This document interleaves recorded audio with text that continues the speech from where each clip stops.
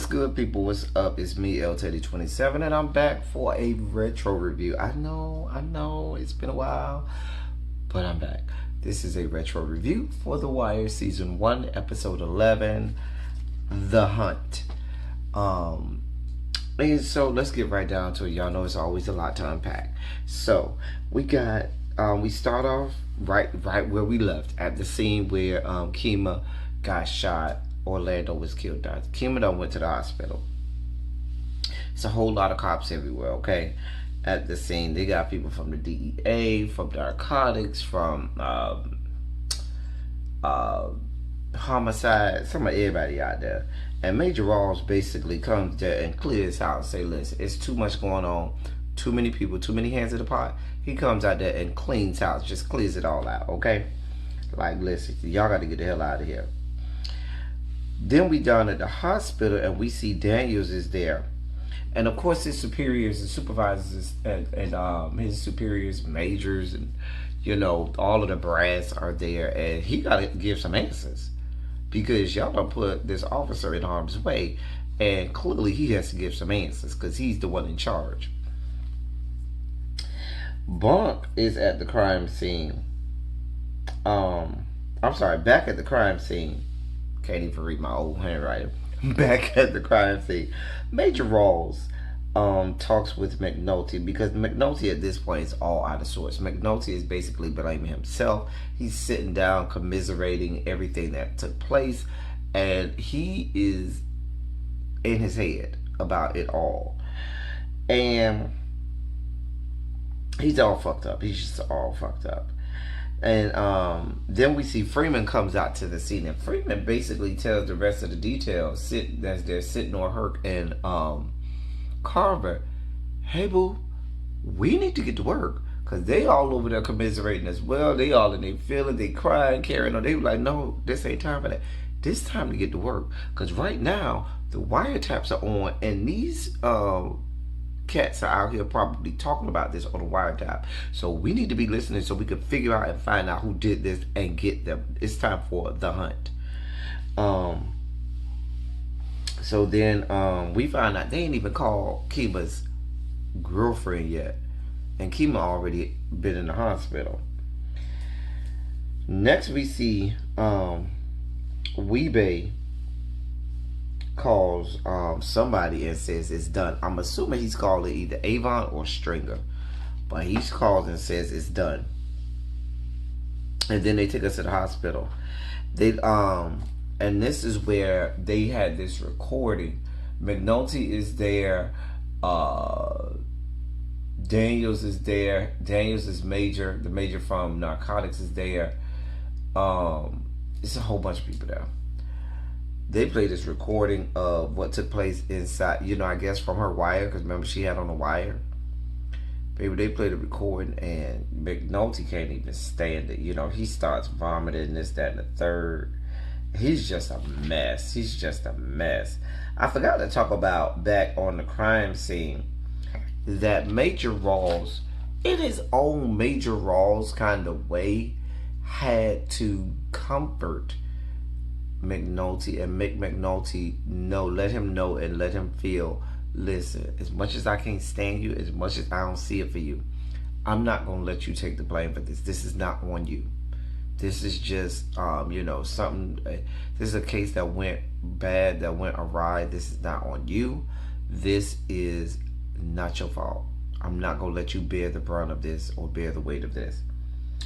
Anyway, so when they was down there to the but no, he did that not at the crime scene. He did that at the hospital after McNulty was vomiting and just really couldn't stand to listen to the recording of Kima getting shot.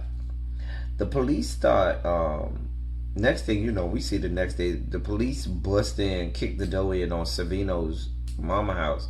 Savino mama thought that they was there for the older son, and they were like, no, we here for Savino. Where's he at? She was like, no, not my baby. He was like, yes, your baby. He killed the cop. Baby, it's going down. You better hope we'll have you going to the coroner's office, okay? Anyway, we did see Freeman and McNulty. They at work. They listening to the wire, trying to see if they can pick up on any intel that they can get on who shot Kima, who's responsible. Weebay then goes to go see Stringer at the copy store. They talk about the hit on Orlando and the fact that Kima was in the car, and then that's when you know, Weebay tell him, listen, it was Lil Man. Normally I would have let her go, because I would just let her run, because this ain't had nothing to do with her. But Lil Man, you know, he was too hot on this, and Lil Man fucked up, and he, you know, ended up shooting a girl. And so Stringer goes, you know, the chick was a cop. And then you have that moment that you have seen 8 million times on a GIF on Al Gore's internet. That moment where Weebay be like, oh, you go back and look at that scene right there. The moment when Stringer tells Weebay that Kima was a cop, that little 2-second, 3-second window is that same GIF or GIF of Weebay that you see all over the internet, all over Al Gore's internet. And I just wanted to highlight that, because this is the episode, this is the context behind why you see that GIF, if you never knew. Anyway, he then tells Weebay, listen, the block is hot. The block is hot, and we got to be extra careful. Now he asks Weebay, where can you go that you don't know nobody? And he was like, I Philly or DC. And he was like, all right, well, you're gonna have to probably go to Philly. Probably Philly, because DC might be too close, but Philly. And so basically let him know, listen, the block is hot. You got to get up out of here. We got to lay low for a while, because if a police officer been killed, they know this is not about to go well. Next thing we know, we see Carver goes to tell Kima's girlfriend that Kima got shot. And Kima's girlfriend naturally doesn't take it well. She doesn't take it well at all. And then we're back at the hospital. Now, the police commissioner is there, and Burrell is there with the police commissioner. So when Carver goes over there and tells them, listen, somebody needs to probably talk to Kima's girl, Burrell is thinking that he's like, oh, Kima has a daughter? I didn't know that. He was like, no, her girl. And so Daniel butts in and say, her roommate. So much to say, but I'll keep it cute. Anyway, so Burrell goes over there and tells the police commissioner, hey, you know, what's going on? Somebody needs to go talk to her. Police commissioner wants no parts of talking to her. So Burrell says, I guess I'm going to have to do it myself. So Burrell goes over there and talks to Kima's girlfriend and tries to comfort her. We then see Freeman got cops on one of the payphones. He got them doing all kinds of forensics and stuff, because he's trying to figure out who was on this payphone, because that payphone is attached to the person who made the call about Kima and Orlando. The hit that was made on Orlando. And that's the person who called Stringer Bell. Okay? So then we see there's this meeting where you see the detectives from narcotics. They're all in there with McNulty. They're trying to figure out, you know, piece everything together and figure out, or get closer to figuring out, who is the culprit for shooting Kima. So they talking. Freeman busts up in there. Listen, this is what I got. Bam, bam, bam, bam, bam. This is the person. This is what I found out. And they all like, how the fuck you found that out? He was like, listen, I'm over here doing real work. Y'all over here playing hopscotch and dolly house, and I'm over here putting in real police work. Okay. Anyway, he getting all kind of intel and info they couldn't get. Down to the low rises, we see D and Poot and Bodie. They over there basically talking about everything. They talking about how, you know, the whole thing about Orlando getting killed, the fact that a cop was killed, and, you know, the fact that it was just stupid for them to kill a cop, and they know this is not going to end well if a cop done got shot. It's, you know, Avon going to be out of control, and, you know, putting restrictions on everybody. The cops going to be, you know, pulling over everybody and arresting everybody and, rolling up on everybody. They know it's just not going to end well. Anyway, somebody comes and tells Poot that Wallace is on the phone. So D and Bodie was like, damn, you talking to Wallace? Where he at? And so Poot tells him, oh, he over there on the shore. Basically letting them know where Wallace is. Now put a pin in that, not for this episode, but for subsequent episodes. Because remember, Wallace is really on witness protection. Unfortunately, Wallace is too young and too naive enough to know that you should be calling people and letting them know where you are. Anyway, but they let him know he's staying with his grandma. Poot let them D and Bodie know that Wallace is staying with his grandma over on Maryland Eastern Shore. We then see Bubbles still trying to get in contact with Kima. So Bubble pages Kima, because remember she was supposed to help him out with some stuff with him getting clean. And so he pages Kima, and while his page is going through the Kima's pager, that's when I can't remember his name. Holton, I think. I don't know. The big light skinned police officer that worked with Bunk and McNulty and them. Anyway, he's literally doing away with Kima's bloody clothes, and the people was in there. The people went off. So when he see the number that page is in, he has the police roll up on that payphone, and he has them take Bubbles down. So Bubbles get hemmed up, and the police roll up on him and take him downtown to the police station. Bubbles was like, listen, this is the cleanest I ever been. The man was like, listen, I don't know nothing about that. All I know is they want your ass downtown. Next thing you know, we see Poot talking to Wallace on the phone. Wallace tells Poot exactly where he is. Basically told, damn near gave the address. Which I want y'all to put a bookmark in, because it's dangerous if you're supposed to be on witness protection.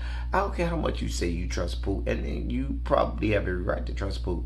But the fact is, Poot can't hold water, because Poot told exactly where he was.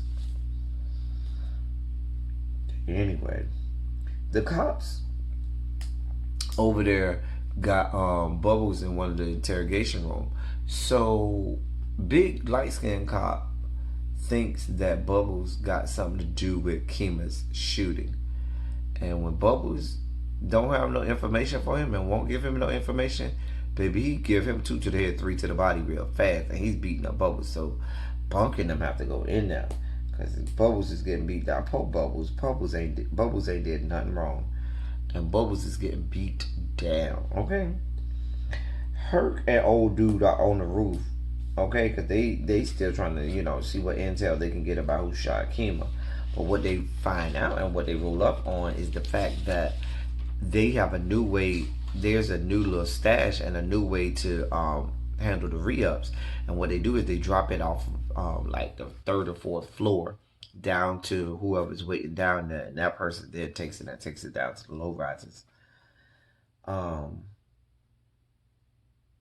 McNulty, we then see McNulty talking to Daniels in his office, and Daniels is trying to tell McNulty, listen, do your job. This ain't time for you to get all of your feelings and everything. Do your damn job. And McNulty says none of this was worth it. And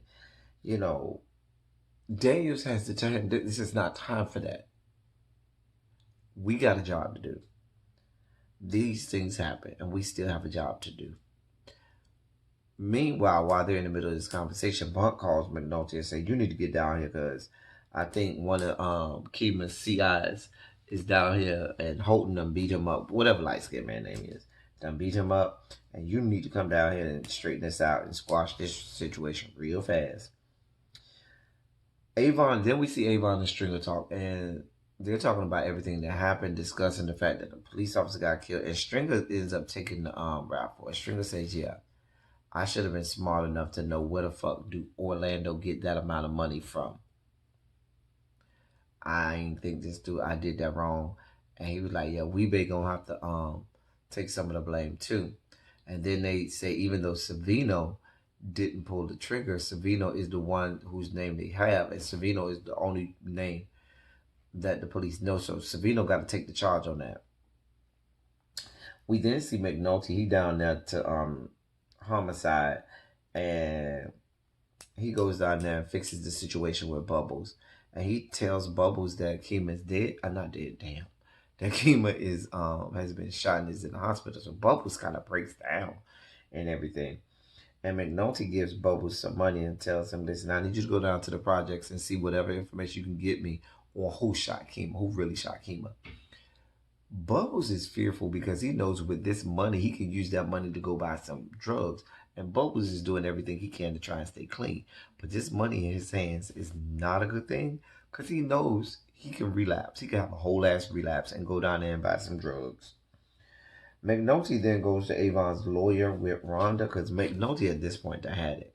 McNulty is livid. He's trying to find a way to cope and deal with this. So he gets Rhonda to go down to Avon's lawyer's office, and basically they say, listen, you have Savino as down here this afternoon, or we gonna start pulling all your bank statements and all your businesses with your name on. We basically gonna get you. So he threatens it, and so the Avon's lawyer looks at Rhonda says, is this coming from the state attorney's office as well? And Rhonda is in a catch-22 because she didn't even know McNulty was going to do all this. And she was like, yes. Problem is, and Rhonda tells McNulty outside, dude is a higher up in like the bar association or something, one of them little lawyer associations that they need to help her, that she's going to need later on to help her make it, or, help her move up in her career. Shots out to Alexander Rogers. But and by her strong arming him, that's not gonna help her later on in her career. Anyway, next thing you know, we see Prez talking to Freeman, and they done figured out that Weebay is code, his pager code is 07, so they done figured that out. Then we down at Burrell's office. Now down at Burrell's office, you got Major Rawls in there. You got the major for narcotics, which Daniels is major. I don't know his name. And then you got Daniels in there. And basically, Burrell tells them, listen, a cop done got shot. The police commissioner wants his press op and his photo op, and he wants to send a message to these drug dealers. So tomorrow it's going down. We hitting up every drug hole imaginable. We putting drugs on the table to send a message. We kicking in doors all over the city of Baltimore. We're going to have a press conference. I better have a lot of drugs and a lot of money to show on this press conference, okay? Anyway, next thing you know, the lawyer then brought Savino down, and they got all the police there from from homicide there. They got the people from the attorney's office, Rhonda and her people from the state attorney's office there, and basically Avon's lawyer got them in the catch-22. He had no drugs on him. The drugs that he gave him was really, they say, baking soda.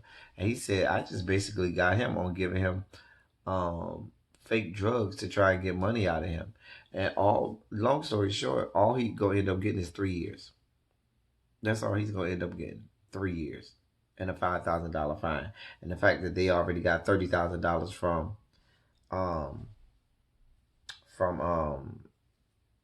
Orlando, they got that. And they don't have him on the shooting at all. They know he's not the one that pulled the trigger. So he's finna get off. And he was like, they was like, you're going to do every day of those 3 years. He was like, I could do that. And they put him in Chanel Bangles and cart him off. Bubbles goes down to the projects. We see him doing everything in his power to avoid getting drugs. He's doing an all right job about it. Down to the low risers, they still talking about everything that's going on. Bodie, D, and Poop. And everything that happened with the shooting and everything. And Bodie said, listen, your uncle is about to, tighten the ship. He about to, put some shit on us because of everything that's going down. Some dude came up and tells D that he needs to go call Stringer. Now I found that interesting because isn't that the whole purpose for having pagers? So you could just page them. Um, I'm just saying, whatever. Down to the office, Daniels updates the team on Cuba's status. Then he lets the team know exactly what the police commissioner wants and what's about to happen the next day. And then he tells them, listen, what we're not going to do is we're not going to touch the main stash because we need to keep the main stash there so that we can get more, build up more of a case on Avon. And that way Avon isn't scared and doesn't try to move the main stash. So they go over the plan for the next day. They also discuss what Herc found out about the stash and the re-up process that they have now with dropping it out the window. D goes down to the club to talk to Stringer. Stringer tells D, listen, go with Bay. You take a ride with Bay. He said, where I'm going? And he looked at him like, nigga, don't ask no questions. You just go. So him and Bay go for a ride. Him and Wee Bay go for a ride. We then see Daniels in his office with the door closed. One of his superiors is in there giving him the business. What we find out is they done found out upstairs with his superiors that they know what this main stash house is, and that they decided not to that they said they weren't gonna go after the main stash. And that man went in there and told Daniels, oh yes, the fuck you are. You going for this main stash. And so when the guy leaves, Freeman and McNulty go in there and they find out, what the guy told Daniels. And they immediately know, okay, we got a plant. We got, a plant here among us. Somebody here is the plant, and they are the mole, and they're telling everybody, what's going on down here. And that, because otherwise, how would they know that we said we weren't gonna go after the main stash house? So we know they looking around. I think they probably have narrowed down who it is, but that's gonna be a mess.